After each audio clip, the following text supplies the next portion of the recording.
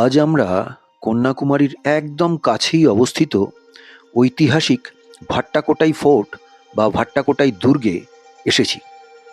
শুরুতেই নজর কাড়বে এর বিশাল এবং গাম্ভীর্যপূর্ণ প্রবেশদ্বার। পাথরের তৈরি এই তোরণটি পার হওয়ার সময় আপনার মনে হবে আপনি যেন কয়েকশো বছর পিছিয়ে ইতিহাসের পাতায় ঢুকে পড়েছেন। এর মজবুত দেওয়াল আর প্রাচীন স্থাপত্যশৈলী দেখলেই বোঝা যায় একসময় এই দুর্গটি কতটা সুরক্ষিত ছিল।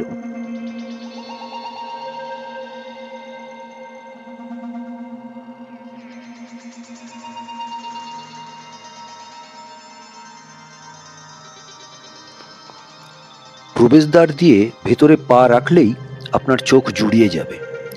বিশাল এলাকা জুড়ে বিছিয়ে থাকা এই সবুজ লনটি দেখুন, কি নিখুঁত আর যত্ন করে সাজানো। মনে হচ্ছে যেন আধুনিক কোনো স্থাপত্যের সাথে ইতিহাসের এক অপূর্ব মেলবন্ধন। ঘাসের এই স্নিগ্ধতা আর চারপাশের নিরিবিলি পরিবেশ আপনার দীর্ঘ যাত্রার ক্লান্তি এক মুহূর্তে দূর করে দেবে।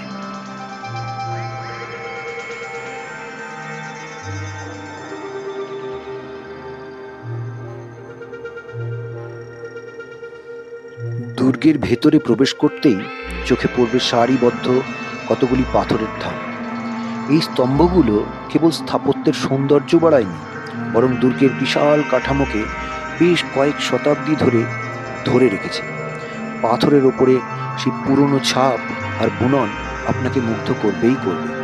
যারা প্রাচীন নির্মাণশৈলী ভালোবাসেন তাদের কাছে এই জায়গাটি হবে এক স্বর্গীয় অনুভূতির মতো, নিঃসন্দেহে।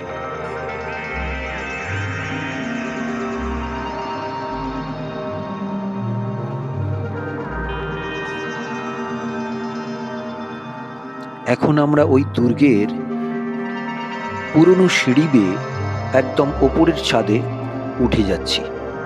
ধাপগুলো দেখুন, পুরনো পাথরের, তাই একটু সাবধানেই উঠতে হচ্ছে।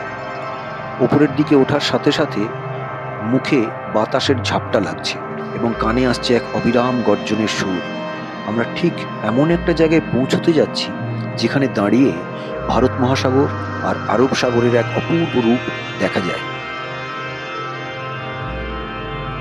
আর ঠিক এখান থেকেই দেখা মেলে সেই নয়নাভিরাম দৃশ্যের। দুর্গের ছাদ থেকে যখন নীল আরব সাগরের সীমাহীন জলরাশি আপনার চোখে পড়বে, আপনি কিছুক্ষণের জন্য স্তব্ধ হয়ে যাবেন। আকাশের নীলের সাথে সমুদ্রের জলের নীল একেবারে মিশে গেছে। সেই দৃশ্যটা আসলে ক্যামেরায় বন্দি করার চেষ্টা করেছি। ভালো করে খেয়াল করলে দেখতে পাবেন দূরে বিবেকানন্দ রক দেখা যাচ্ছে। কন্যাকুমারীর এই ভাট্টা দুর্গের চূড়ায় দাঁড়িয়ে বিশাল সমুদ্রকে সাক্ষী রেখে নিজেকে নতুন করে খুঁজে পাওয়া এক আলাদা ব্যাপার। প্রকৃতি আর ইতিহাসের এমন যুগলবন্দি আপনাদের কেমন লাগলো জানাতে ভুলবেন না। কন্যাকুমারী এলে এই ভাট্টাকোটাই দুর্গে আসতে একেবারেই ভুলবেন না।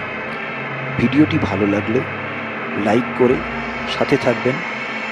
দেখা হবে খুব শীঘ্রই নতুন কোনো অভিজ্ঞতায়। সবাই ভালো থাকবেন।